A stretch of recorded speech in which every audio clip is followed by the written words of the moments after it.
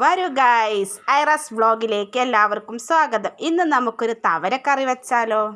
പണ്ട് പിൽപ്പ് സാർ ഞങ്ങൾക്ക് 4ാം ക്ലാസ്സിൽ ഒരു പാട്ട് പാടി തന്നിന് തവരൻ്റെ.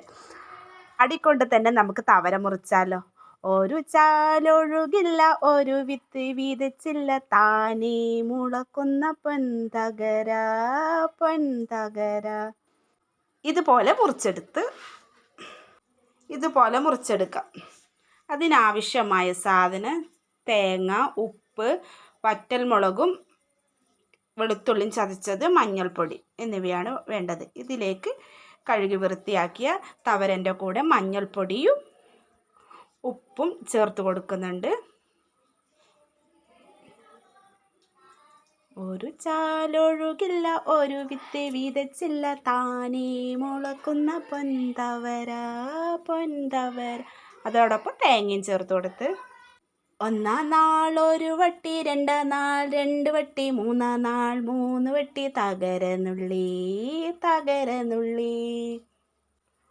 ഉപ്പൊട് മുളകട് വെങ്കല കലത്തൊരു തകര പറിച്ചൊരു കറിയുണ്ടാക്കി, തകര പറിച്ചു കൊണ്ടൊരു കറിയുണ്ടാക്കി. ഇനി ചീനച്ചട്ടി ചൂടാൻ വെച്ചിട്ടുണ്ട്. അതിലേക്ക് വെളിച്ചെണ്ണ ഒഴിച്ചു കൊടുത്തു. ചൂടായതിന് ശേഷം നമുക്ക് കടുക് അരിയും ചേർത്ത് പൊട്ടിച്ചെടുക്കാം.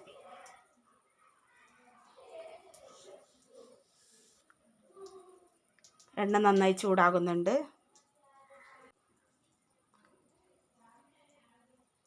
അപ്പൂപ്പൻ അമ്മാമൻ അയലത്തെ കയറുമ്പോൾ വളകയില് നാണിക്കും വിരുന്നൊരുക്കി വിരുന്നൊരുക്കി.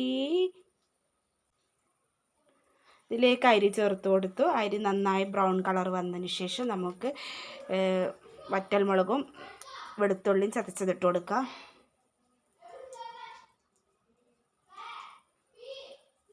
നാലാം ക്ലാസ്സിൽ പഠിക്കുമ്പോൾ ചൊല്ലിത്തന്ന ഒരു കവിതയാണ്, നാടൻ പാട്ടാണ് കത്തത്.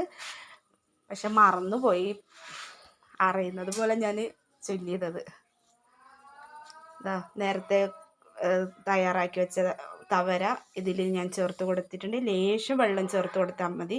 അധികം വേവൊന്നും ഇല്ലാത്ത സാധനമാണിത്. പിന്നെ ഒരു 2-3 മിനിറ്റ് മതി ഇതിന് വേവാൻ വേണ്ടി.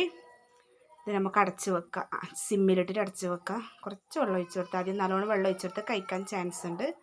ഇതാ നമ്മുടെ തവരക്കറി റെഡി ആയിട്ടുണ്ട്. ഇഷ്ടപ്പെട്ടാൽ ലൈക്ക് ചെയ്യുക, സബ്സ്ക്രൈബ് ചെയ്യുക, ഷെയർ ചെയ്യുക. ഈ വീഡിയോ ആദ്യമായിട്ട് കാണുന്നവരാണെങ്കിൽ സബ്സ്ക്രൈബ് ചെയ്യാൻ മറക്കല്ലേ. അടുത്ത വീഡിയോ കാണുന്നത് വരെ ബൈ.